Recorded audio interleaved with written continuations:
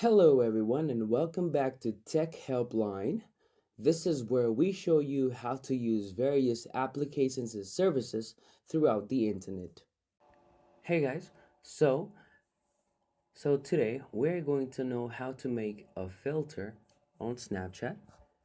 In order to make a filter on Snapchat, let's first open up our Snapchat icon.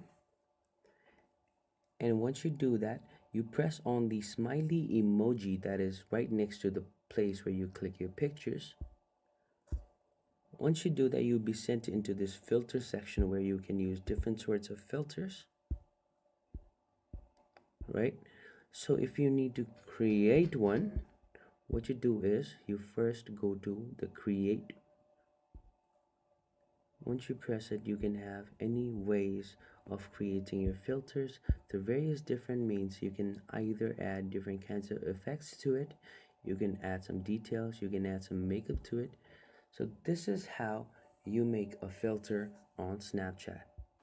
If this video helped you, click the thumbs up button and don't forget to like, share, and subscribe to Tech Helpline.